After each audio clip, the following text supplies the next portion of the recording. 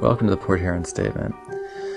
Now, today, what I'm going to address is this period between 1975 and 1980, during which all of these incidents that I've really covered so far have taken place.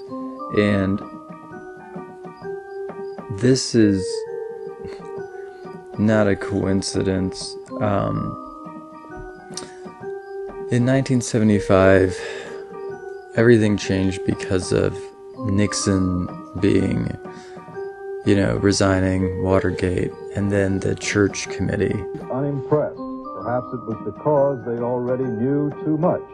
Each senator arriving with a fat, orange-colored notebook crammed with classified material about the CIA, all marked top secret. After 5 months of closed-door investigation, of talking in private with intelligence agents and officials, most of the senators now agree with Chairman Frank Church that the CIA has indeed been a rogue elephant out of control. As someone said, after what has happened in this country during the past 2 years, there are no more future shocks. But whether there are shocks or not, today's open hearing did focus major attention on the way the CIA has gone about its business in the United States. For a brief moment, the American people got a glimpse into the activities of the intelligence community, and because of the enhanced scrutiny and oversight, all of this became more public. So that's why it's an additional piece of evidence that all of these cases occur in this 5-year period during which there is heightened oversight over the intelligence community. The Church Committee was a Senate investigation unlike any before or since. It exposed the CIA's darkest secrets, the crown jewels, assassination plots, domestic surveillance, public steering, MKUltra and mind control, psychotronics, drugs, child exploitation networks, sexual conditioning, and sexual blackmail. There has never been a full public accounting of FBI domestic intelligence operations. Therefore, this committee has undertaken such an investigation. Its purpose is not to impair the FBI's legitimate law enforcement and counter-espionage functions, but rather to evaluate domestic intelligence according to the standards of the Constitution and the statutes of our land.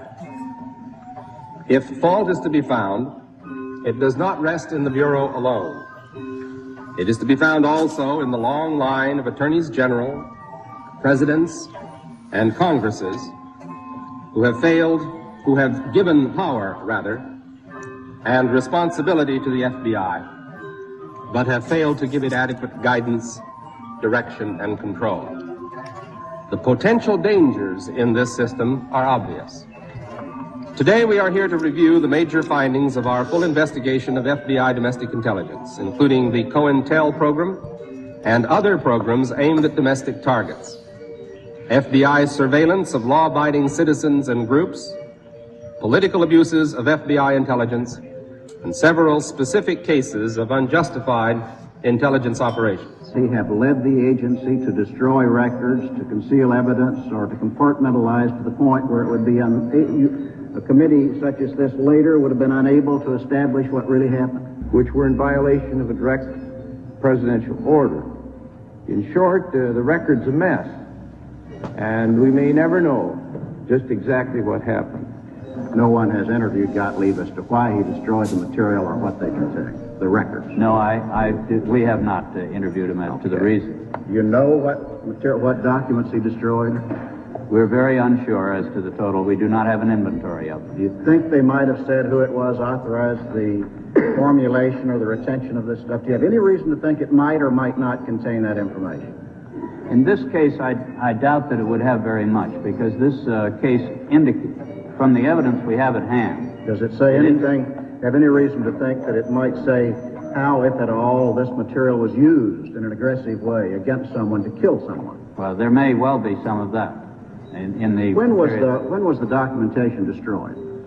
In 1973. It didn't happen to be destroyed at the same time those tapes. 1972. 1972. When in 1972? In November, I believe it was. In November of 72. Do you have any idea what volume of records were destroyed? I do not know. Do you know who authorized the destruction, if anyone? As I said, there was a memorandum of agreement between the director and Mr. Gottlieb at that time. And the director at that time was? Mr. Helm.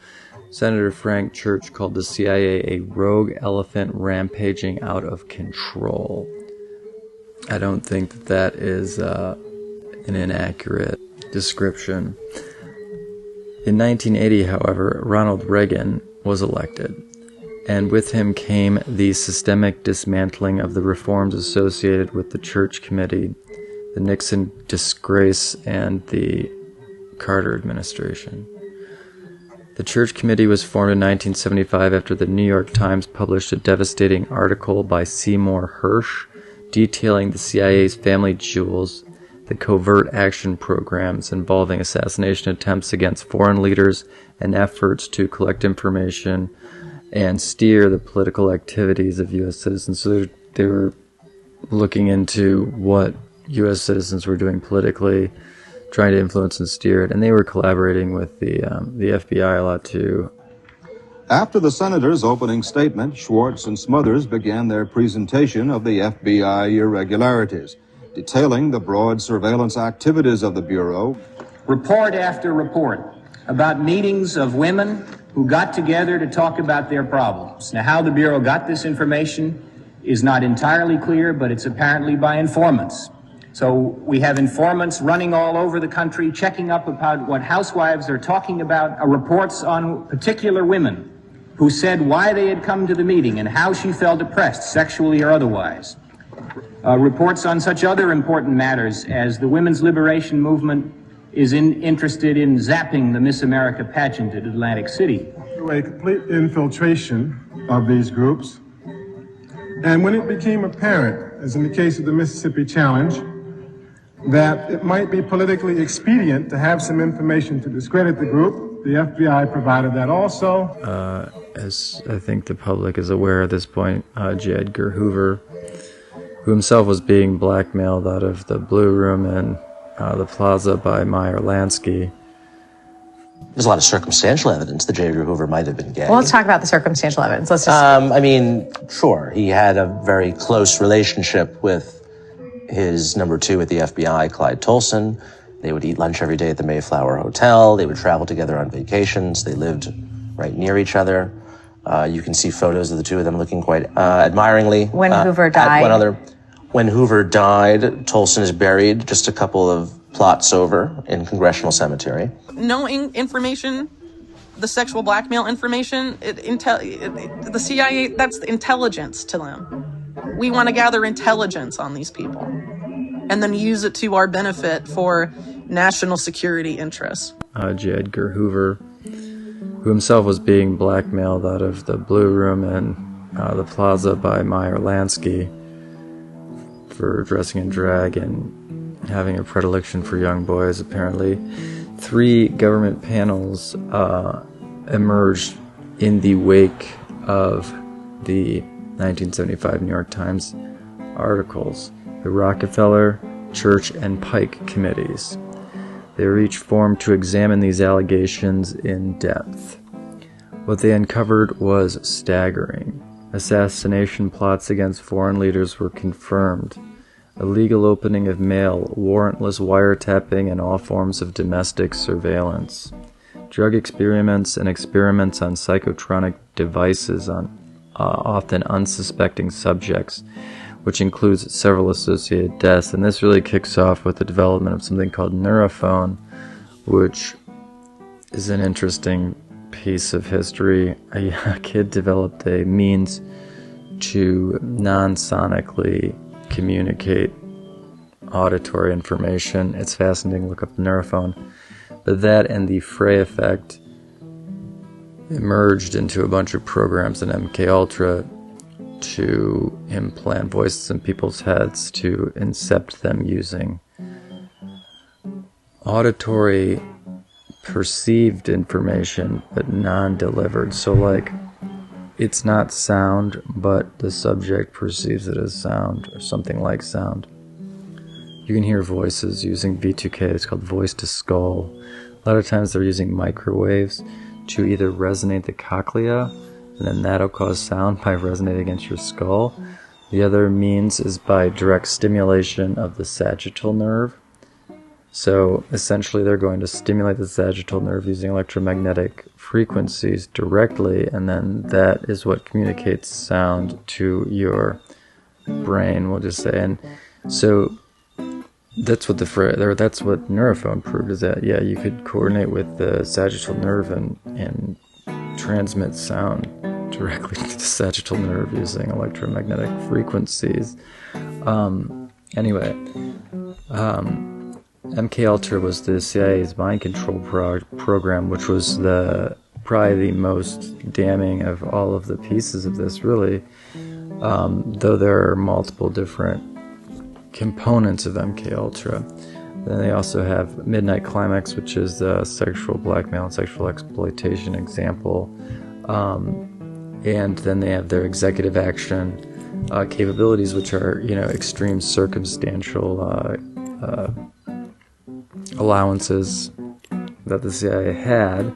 Executive action served as an administrative code phrase inside the agency for lethal targeting or neutralization operations outside the United States. The record seems to support the notion that it was only by chance that the leadership of the CIA became aware some years later of even the existence of these lethal toxins, which were in violation of a direct presidential order. But also the toxin itself would not appear in the autopsy? Yes, so that there was no way of perceiving that the target was him. Have you brought with you some of those devices which would have enabled the CIA to use this poison for? We have indeed. For killing people? The round thing at the top is obviously the sight. It works by electricity. There's a battery in the handle, and it fires a small dart. And the dart itself, when it strikes the target, does the target know that he's been hit and about to die? A special one was developed, which potentially would be able to enter the target without perception. As a murder instrument, that's about as efficient as you can get, isn't it? It is a weapon, a very serious weapon.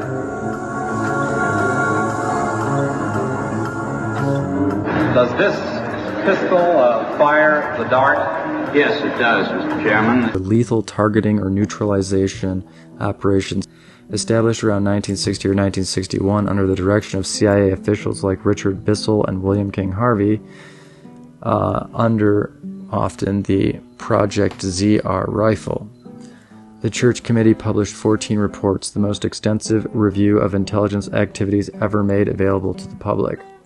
The committee's investigations also led to the passage of the Foreign Intelligence Surveillance Act, or FISA, in 1978, which created a legal framework for domestic surveillance and established the FISA court to approve those warrants. So this is how they created a means by which the intelligence community could wiretap domestic citizens. Under pressure from this committee, President Gerald Ford issued Executive Order 11905 to ban U.S.-sanctioned assassination of foreign leaders. Interesting. Later, President Jimmy Carter signed Executive Order 12036, which sought to define more clearly the Director of Central Intelligence's community-wide authority to prevent rogue elements of the intelligence community from developing and perpetuating, from developing into the interagency, the blob, these different terms that we come up with, the deep state. In short, the record's a mess, and we may never know just exactly what happened. No one has interviewed Gottlieb as to why he destroyed the material or what they contain, the records. No, we have not interviewed him as to the reason. You know what documents he destroyed? We're very unsure as to the total. We do not have an inventory of them. Do you think they might have said who it was authorized the formulation or the retention of this stuff? Do you have any reason to think it might or might not contain that information? You've heard of the doctrine of plausible deniability. Yes, and I've rejected it now, Senator. I say that we cannot depend upon that anymore. The question I was going to put to you, is that a phrase of art in the intelligence community? Does it have a separate significance that you understand?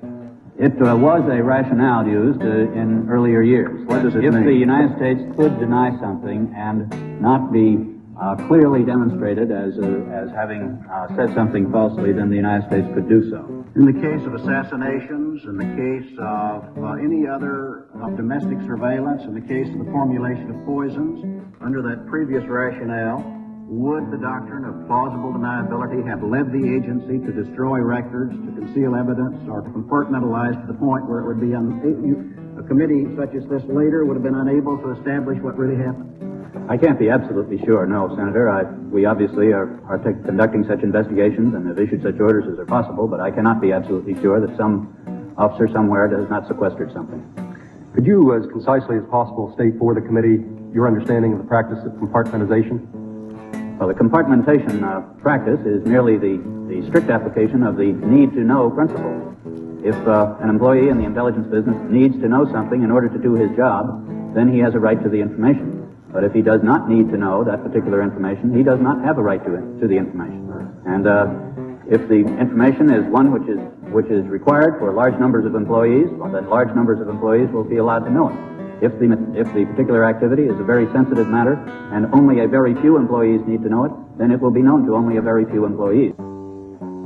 We've spoken rather extensively here about apparent lack of clear lines of control and authority running downward and immensely clear lines of responsibility and accountability running upward. To the best of your knowledge, has there been any pervasive non-compliance in the matter of orders from directives from the President or orders from the DCI on the part of subordinates? In other words, has this reached a greater proportion than might even have been revealed here? Is there need for much tighter controls at the top? Senator Tower, I believe that we have in CIA a very tight discipline. I'm not saying it's total, obviously. It did not work in this case. And in many of the cases which we now question, we find that those activities were approved. In the wake of the Church Committee, these programs became entirely funded using initially from smuggled drug proceeds, and they branch out into arms and human trafficking to fund what are mostly public steering and mass control operations. When Reagan took office in 1981, everything changed. The network knew that they had to destroy this new transparency or it would destroy them. Essentially, the people that were engaged in child sex trafficking and sexual blackmail were all going to get arrested, or they were going to have to re-seize control in government.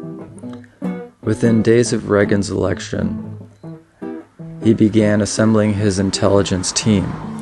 Its members were an assortment of far-right ideologues and crusty former CIA officials. Their chief common denominator, a firm belief that the Church Committee had decimated the intelligence community. Criticism and analysis are important ingredients in making our democracy work. However, we are now approaching a point where both are being abused to the point of self-destruction. I submit we must get out of the morass of doubt and pessimism to which we have sunk. We must not let the quarrels of the past interfere with building for the future. A tidal wave of criticism has swept over the intelligence community of our country, much of which is mistaken or unwarranted. The damage is severe. If continued, its survival is uncertain. Before this committee have appeared men of the CIA, both on active duty and retired. All have been impressive because of the dedication and loyalty. Nothing we have heard detracts from the reputation of the CIA as a highly competent organization. The men and women of the CIA are doing a great job under very trying conditions. And I say to them, as our nation gets back on course, I believe there will be change for the better, and ask you to hold on until that happens. You are never more needed by this country than right now, and as one American I'm proud of. To those young people who may be looking for careers and who have a desire for public service, I can think of no better way to serve your nation than as an intelligence officer. Continuity is vital to America. Now, Mr. Colby. Senator Goldwater, if I may, on behalf of our employees, thank you for that statement. They are under a lot of pressure these days, and they will appreciate that. that is no problem. But can you do anything to offset them? Well, I think the defense against those possible things is a matter for the Department of Defense. You feel you're safe in that field? Well, I think in collaboration with the Department of Defense and advising the Department of Defense of foreign developments in this area, we are giving them the basis for developing such defensive efforts as we need.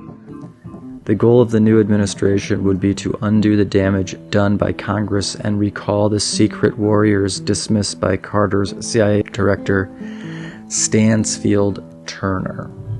And so they first needed to get rid of the director of the CIA with integrity.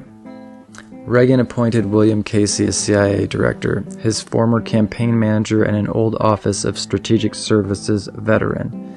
Casey considered covert action to be the agency's raison d'etre. One of Reagan's earliest acts was to establish the President Foreign Intelligence Advisory Board, and immediately turn it into a dumping ground for wealthy contributors and old cronies. Ladies and gentlemen, the President of the United States and Director Casey.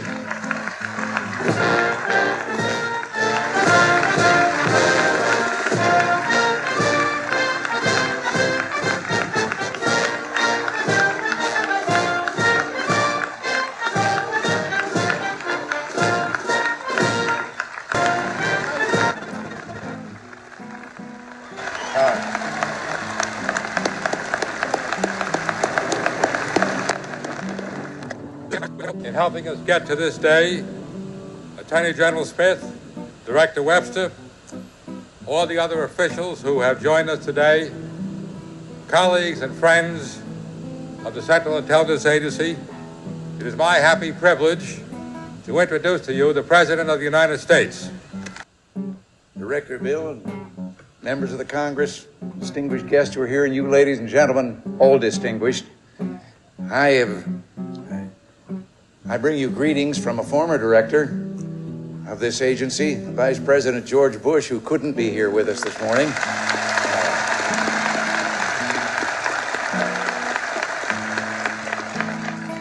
And I want to give him credit because I'm going to tell a story of his.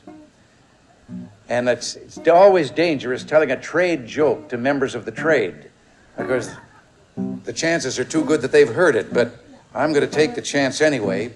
It's one of the few stories that I can tell now, since ethnic jokes are a no-no. This one is an Irish joke, and my name is Reagan, so I can tell the story. But it has to do something with the occasion and with your line of work. And the story is that there was an agent overseas and happened to be in Ireland, and there was an emergency, and it was necessary to contact him immediately. So they called in another agent, and they said, now you'll go there. His name is Murphy, and your recognition will be to say, 'tis a fair day, but it'll be lovelier this evening. So we went to Ireland, little town in Ireland, into the pub, elbowed himself up to the bar, ordered a drink, and then said to the bartender, how would I get in touch with Murphy? And the bartender says, well, if it's Murphy the farmer you want, it's 2 miles down the road, and it's the farm on the left. He said, if it's Murphy, the bootmaker, he's on the 2nd floor of the building across the street. And he says, my name is Murphy. So he picked up the drink and he said, well, 'tis a fair day, but it'll be lovelier this evening. Oh, he said, it's Murphy the spy you want. Well,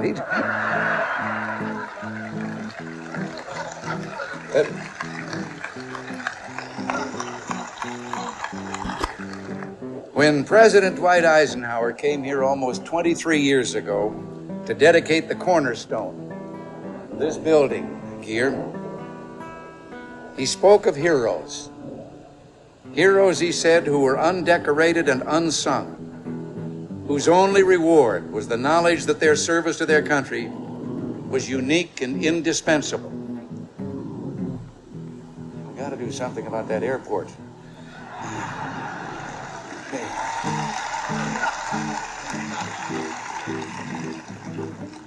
Well, today I speak again of those heroes, the men and women who are locked in a dangerous, sometimes deadly conflict with the forces of totalitarianism. The men and women whose best accomplishments, whose greatest deeds can never be known to their countrymen, but only to a few of their superiors and ultimately only to history. These men and women These heroes of a grim twilight struggle are those of you who serve here in the Central Intelligence Agency. He also gutted the President's Intelligence Oversight Board, which had been established to notify the President and Attorney General of any illegal activities. The message was clear. Oversight was over under Reagan. The network that had trafficked kids for decades and was finally starting to see some justice between 1975 and 1980 was back in business. There's a cruel irony in Reagan's story that the documentaries rarely mention that I'm going to go into here, because I think it offers some insight into the tactics and totality of what we're dealing with here. Before Reagan was the great communicator and great union buster, Ronald Reagan was one of the most successful union leaders in American history. He was elected president of the Screen Actors Guild 6 times. He led SAG through its first 3 strikes. He negotiated residual payments, a $2.65 million lump sum payment that created the union's first pension and health plan. He was the first and only U.S. president to have ever led a major union. And then he suddenly became the opposite of a union advocate. By 1959, Reagan had made a hard shift to the right, becoming increasingly supportive of management over labor. As SAG president during the height of McCarthyism, he cooperated with the House Un-American Activities Committee, helping to enforce the Hollywood blacklist. He secretly served as a conduit to the FBI, allowing actors to inform on one another and encouraging it. The man who once led strikes against the studios became the man who crushed the Patco Air Traffic Controllers Union, firing 11,000 workers. He became the man who helped demonize working-class Americans, the man whose presidency marked a critical turning point when unions began shrinking at an alarming pace. What happened? The same thing that happened to so many others in this network. He became captured. They decimated like 2/3 of the national unions in 8 years. It's crazy. And then, guess what? Wages have not grown per buying power since. And that's not the only reason, but that is a contributor, a major contributor. Within military and CIA psychological operations manuals, you begin to see these tactics. There are many different tactics and rules familiar to these operations that are alien to the public. One such function is that of a minder, someone placed in a target's orbit to keep an eye on them, report on their activities, steer their behavior, sabotage them, potentially influence them, and ultimately control them. This could be your best friend, a coworker, a neighbor, or a lover. Significant others and spouses are often minders. Originating as honeypots, they use the insight of intimate information and knowledge collected on the subject. They are often selected specifically to cater to the target, with the express purpose of exploiting the target's status or position, compromising or containing information they know, or discrediting them, framing them, or pathologizing them. Nancy Reagan fits the description of a specific type of minder, a marriage minder. Someone married to the subject they are minding. Nancy's father, Loyal Davis, was a neurosurgeon who had shifted the family into the wealthy elite. Her mother, Edith Luckett, was connected to the entertainment industry's upper crust. She was introduced to Reagan through mutual friends who happened to be connected to the very corporate interests that would later benefit from Reagan's political career. According to some accounts, the relationship was cultivated deliberately. She didn't just support her husband's politics, she shaped them. She curated his relationships. She guided his worldview. She was a conduit for policies originating outside of Reagan's agenda, outside of the public's best interest. an agenda aligned with what is ultimately an oligarchy. She was introduced to Reagan through mutual friends who happened to be connected to the very corporate interests that would later benefit from Reagan's political career. According to some accounts, the relationship was cultivated deliberately. She didn't just support her husband's politics, she shaped them. She curated his relationships. She guided his worldview. I already said this. With Reagan at the helm and oversight dismantled, the network went fully operational and deeply criminal. One of the glimpses into the network during the Reagan administration is illuminating, to say the least. The Iran-Contra affair. Iran-Contra was not an isolated scandal. It was the network's new big hit.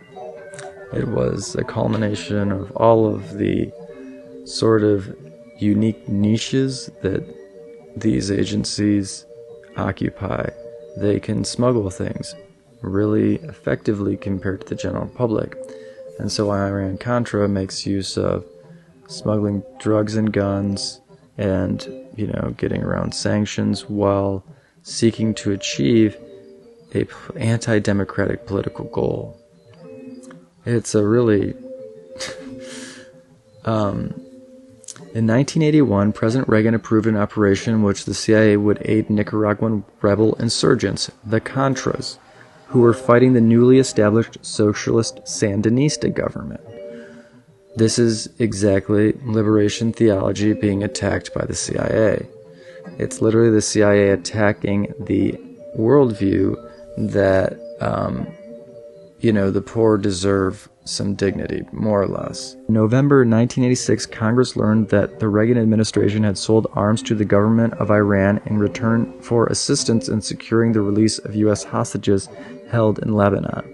It was also disclosed that the NSC staff members involved in the sales had overcharged the Iranians for the weapons and had used the proceeds to support the Contras in Nicaragua, who were opposing a democratically elected government. The criminal investigation established that President Reagan, with the support of Vice President Bush, promulgated the two policies that drove Iran-Contra. They were culpable.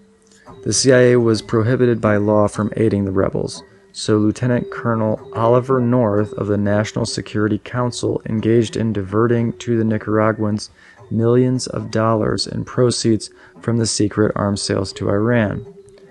In late 1986, Lieutenant Colonel Oliver North shredded the sole signed copy of a presidential covert action finding that authorized the CIA to initiate Hawk missile sales and shipments to Iran in order to perpetuate this agreement, this arrangement.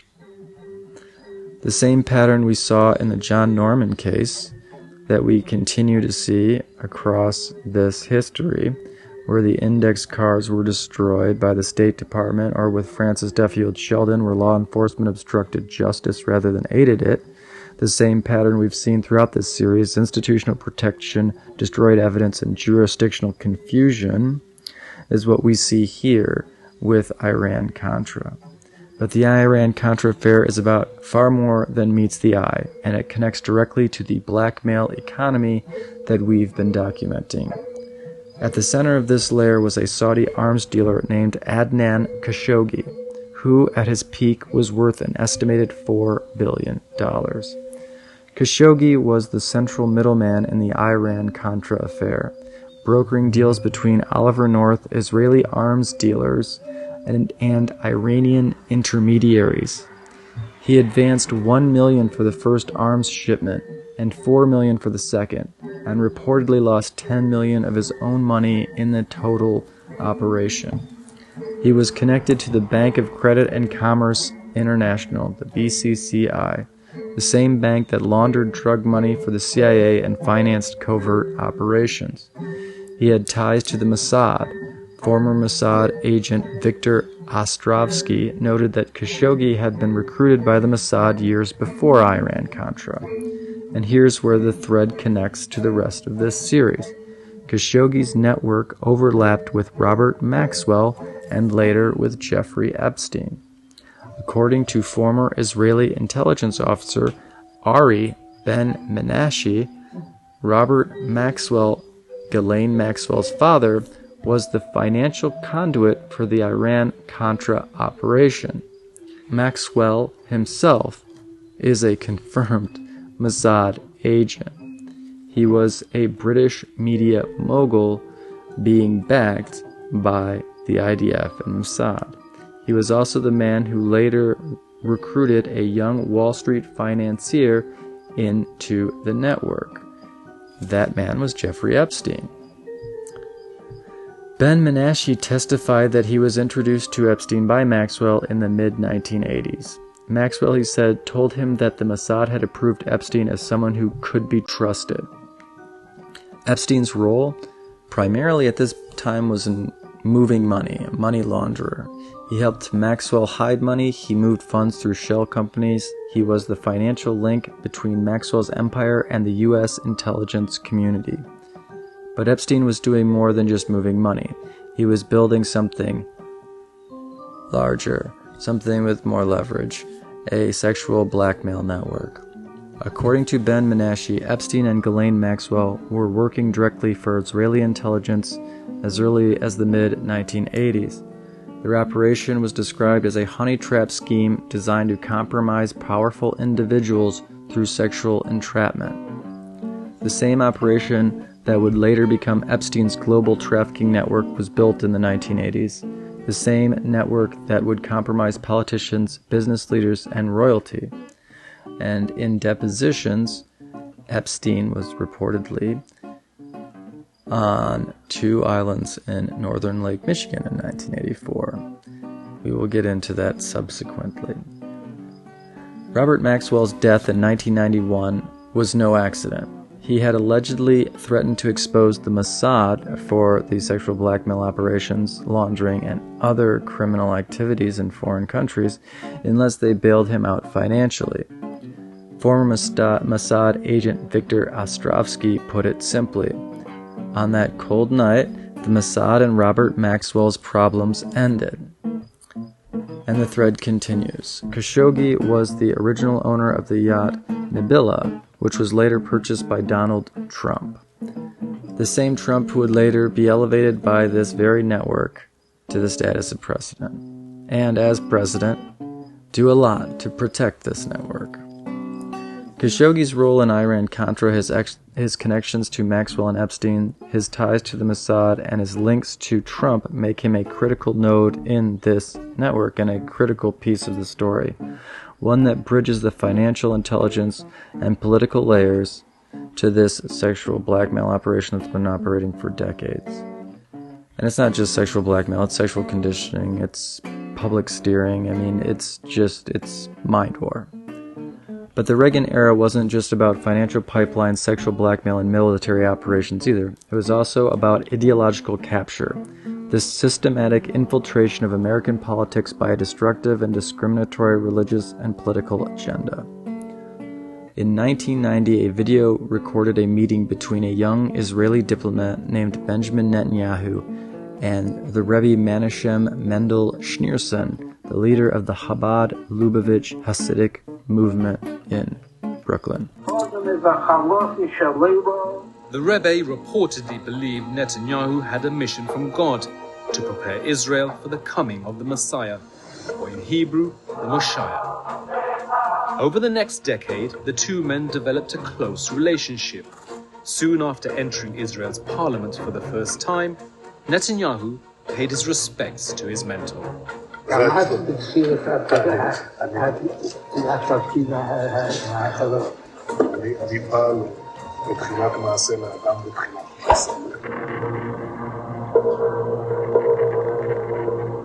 "40 years ago, when Netanyahu was Israel's ambassador to the United Nations, he met Menachem Mendel Schneerson, the leader of the Chabad Lubavitch movement, known simply as the Rebbe. He said, you're going to this house of darkness, the UN, which was very, very unfriendly to Israel at the time. Netanyahu was probably the only ally that he could work with in Israeli politics. He obviously demands from Netanyahu to take some steps to hasten the coming of Messiah, which is to make Israel a more religious place, and to take certain concrete steps in this regard. And Netanyahu says, I'm definitely doing that. The Rebbe never visited Israel, not once, and yet, from his home in Brooklyn, he was able to influence Israeli politics.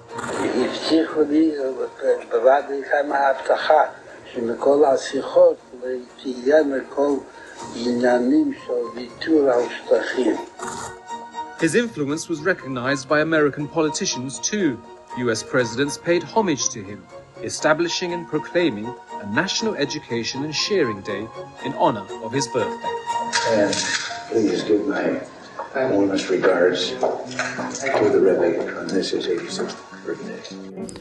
Schneerson was revered by his followers often as the Messiah. However, he considered himself as a primary sort of persuader of the emergence of the Messiah. A Messiah meant to realize the legacy of Solomon, a legacy of slavery and of a caste. In this meeting, Schneerson instructs Netanyahu, "Since we last met, many things have advanced, but what hasn't changed is that the Messiah has not yet come. So do something to hasten his coming," which means do something to realize the third temple and greater Israel. Schneerson told Netanyahu that he would be the last prime minister of Israel before the Messiah comes, and that Messiah's arrival was tied to the rebuilding of the third temple. This vision, a messianic age that must be hastened through war, territorial expansion, bribery, blackmail, assassination, genocide, and geopolitical upheaval, is not Judaism. It is radical messianic Zionism, a specific militant and apocalyptic interpretation of Jewish theology. For Schneerson's followers, Iran and its allies are seen as the forces of Gog and Magog from the book of Ezekiel, the enemies who must be defeated in the final battle before the Messiah can arrive. Messianic Zionism is not all Judaism.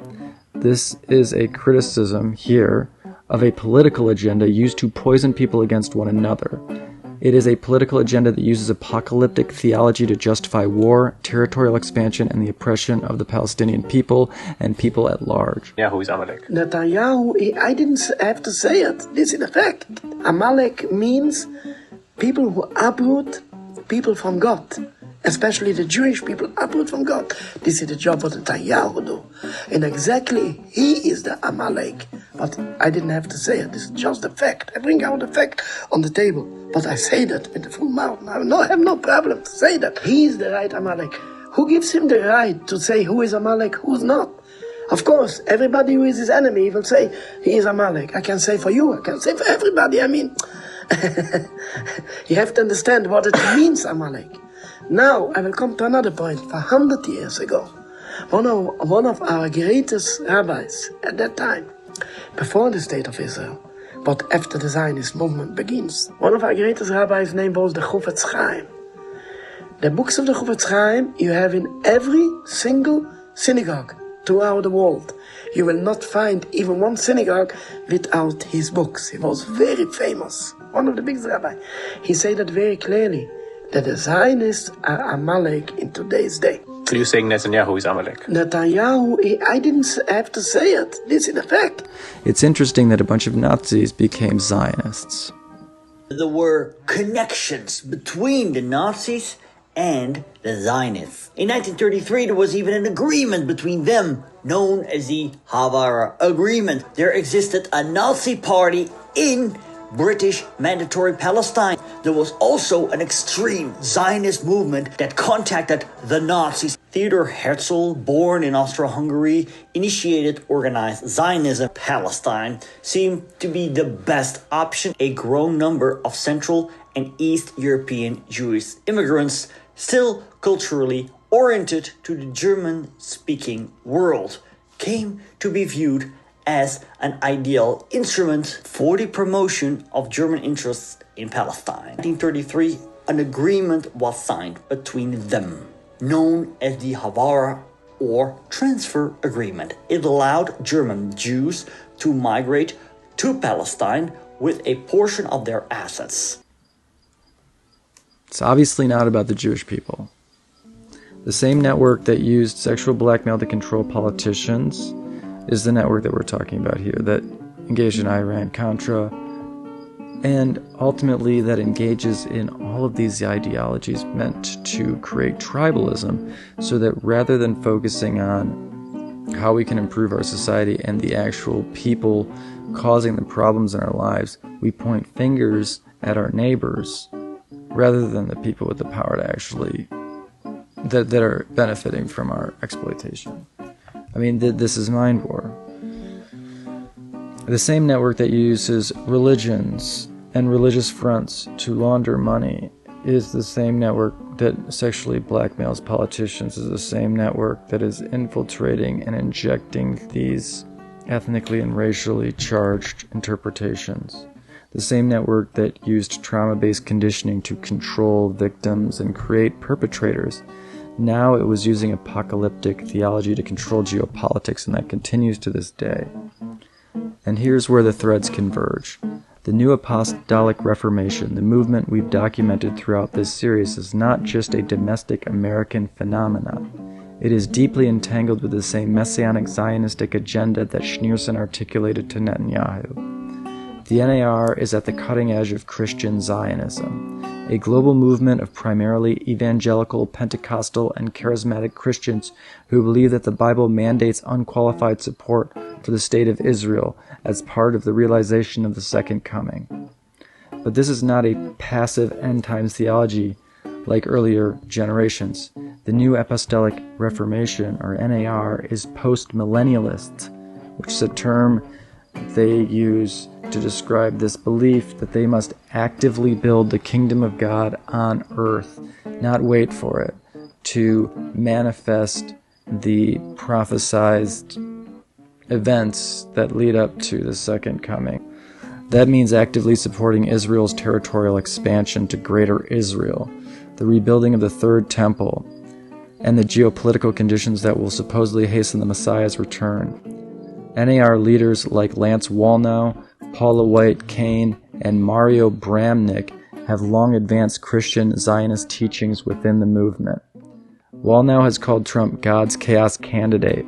Paula White Cain, Trump's spiritual advisor and now head of the White House Faith Office, was ranked the #1 Christian ally of Israel by the Israel Alliance Foundation. And the money flows in both directions. Netanyahu's government has spent millions on propaganda targeting Americans' religious, hard right. Christian right leaders provide Netanyahu with money in Israel and political clout globally and especially in the U.S. Netanyahu supports political candidates that then in turn finance these churches and their charities through grants and other opportunities.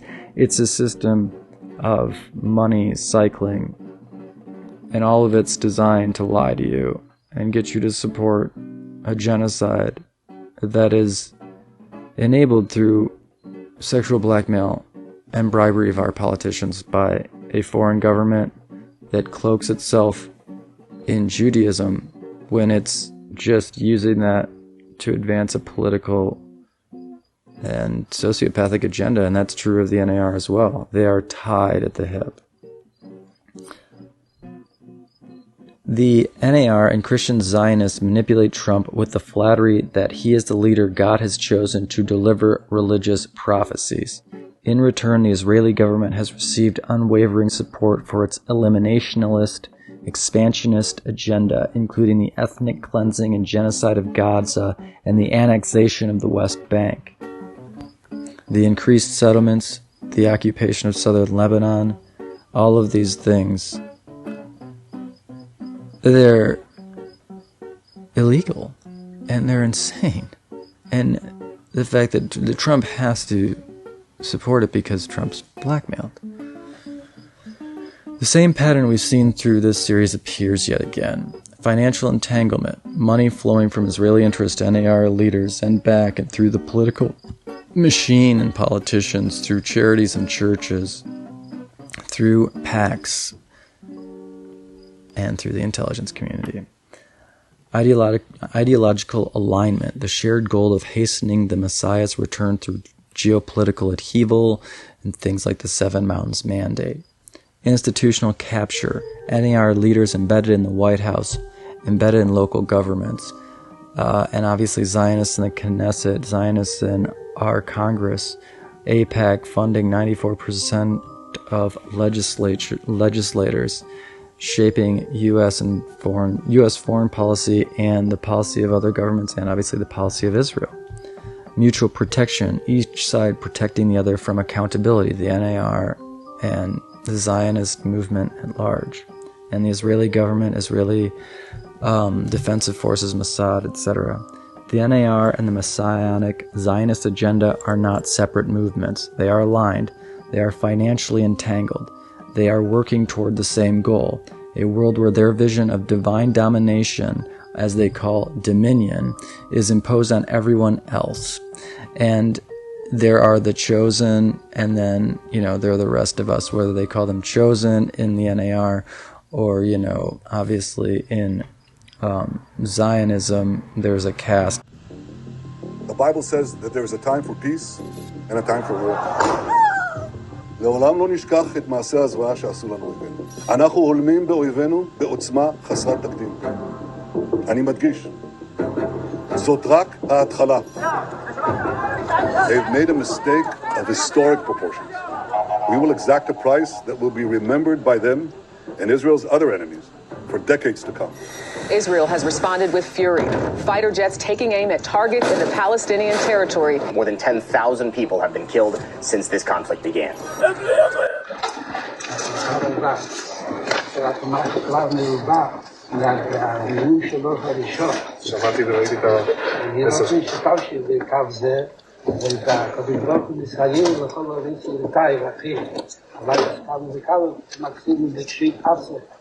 פתחתי בלייך, אני מדבר, ורבי מדבר עניינים כאלה.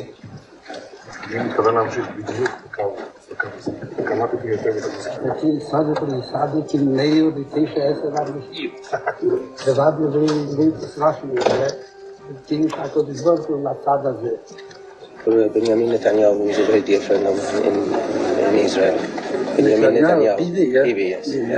That would be to charge for him. And to tell him that certainly he will continue to hold on to the hard life as before. And he will be occasion to add his strength.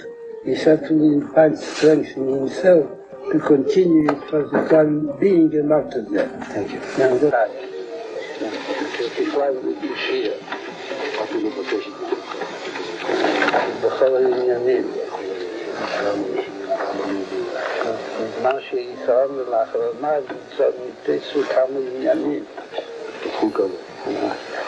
מה שרואה עוד, וגם משהו שעדיין משיח ליבו, אז הייתה משהו ממה ידיעתו. הכניזה שהיא מספיק, כאילו שהיום כבר שוד, כמה שוד, בגיל עדיין ליבו, אבל יש עוד כמה שעות, There's also a story about how Israel is funding Christian Zionist organizations. In this case, I think that what you're referencing it's something Angels, I believe, is the name of the. Yeah, right. Let me find the exact. So it's Eagle's Wings, rather. So they did indeed, and this is reporting from my colleague Nick Cleveland Stout, who shared the byline with me on this piece. But they did funnel about $250,000 to Eagle's Wings, which is a Christian Zionist organization in New York, and they've been giving a ton of money to a ton of different Christian Zionist organizations. There was another ideological component to Reagan's capture, one that most people are just recently becoming aware of a little bit. In 1982, President Ronald Reagan spoke of the eternal validity of the 7 Noahide laws as a moral code for all of us regardless of religious faith. This is the beginning of the Judeo-Christian propaganda machine, a machine designed for the neocon Mideast agenda, an agenda blackmailed and paid for by the IDF and Mossad, a realization of the efforts of Benjamin Netanyahu and Revi Schneerson. In 1987, Reagan signed a proclamation glorifying the historical tradition of ethical values and principles which have been the bedrock of society from the dawn of civilization, when they were known as the 7 Noahide laws, transmitted through God to Moses on Mount Sinai. That's a quote.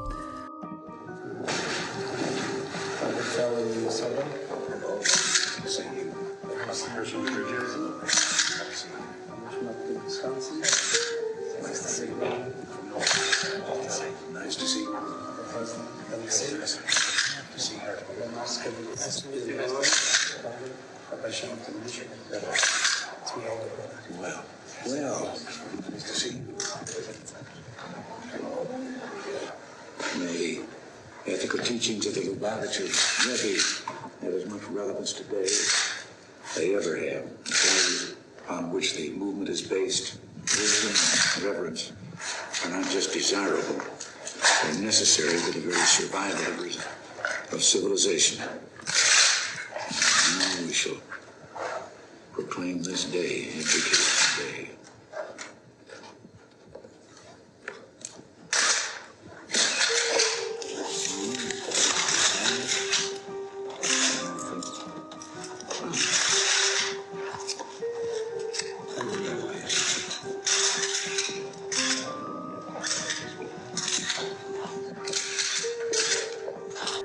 In 1989 and 1990, President George H.W. Bush signed Proclamation 5956, recognizing that these ethical values and principles that have been the bedrock of society from the dawn of civilization were the Noahide laws. In 1991, Congress passed H.J. Res. 104, a unanimous bipartisan resolution which signed into law as Public Law 102-14. The Noahide laws, originally a set of 7 commandments from Jewish tradition, were now officially endorsed by the highest authorities of the United States and incorporated into our laws. Critics argue that under the Talmudic interpretation of the Noahide laws, the worship of Jesus is to be forbidden. It's regarded as idolatry.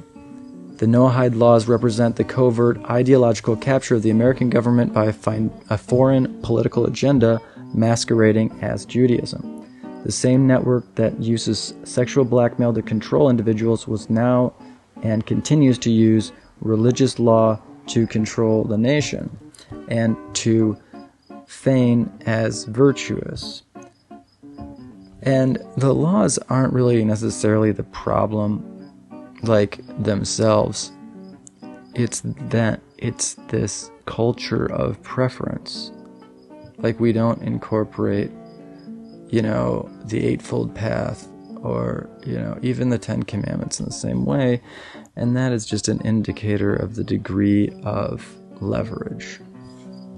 And if you think MKUltra ended in the 1970s, think again. These all are deeply interconnected, because laundering, using churches to enable that laundering, the Mossad, the CIA, sexual blackmail, these things are all deeply intertwined. Recent hearings in front of the Oversight Committee have confirmed what researchers have suspected for decades. The operations known as MKUltra never really stopped.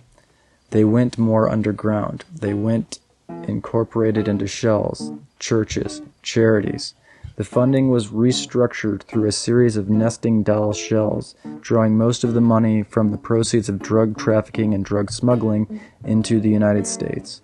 Churches laundered the funds. Maybe you've heard of Joel Osteen. Guns were exported internationally in exchange for drugs, like in Iran-Contra. Human trafficking became ever more profitable, exporting mostly poor white kids from America and importing poor children from around the world. This is the industrial scale engine of the network, and it continues to this day. The reason the record changes after 1980 is not that the activity stopped. The volume and nature of the evidence became less explicit than during the Carter administration and in the wake of the Church Committee as a result of the network adopting more covert funding habits and non-centralized accounting and record keeping. The evidence changed because the conditions that produced the evidence changed. Congress stopped opening the same doors. Oversight weakened. Records were classified, withheld, and in some cases destroyed. Operations moved through intermediaries, private networks, private businesses, charities. The funding was not through Congress and legislatures, so there was much less capacity to actually audit what was going on. The machinery didn't disappear, but the window to look into it that was offered during the Church Committee was closed. From the Church Committee to Iran-Contra to Epstein, however, the pattern is clear. Institutional protection, utilizing CIA, FBI, local police, politicians, the State Department, foreign intelligence operatives, etc., destroyed evidence, Oliver North shredding documents, the State Department destroying the Norman index cards, Epstein's plea deal, letting Francis Duffield Sheldon flee, jurisdictional confusion, operations crossing state lines and international borders, again letting Sheldon flee, religious and charitable fronts, churches, foundations, and charities as laundering vehicles. We're seeing there's plenty of that, from the NAR to, oh my gosh, all these charities, oh my gosh, Tunnel to Towers. They just fill out the paperwork. They don't do it. Like all these charities that just fill out the paperwork and they pretend like they build these vets, these homes. It's manipulative. They spend all the extra money on ads.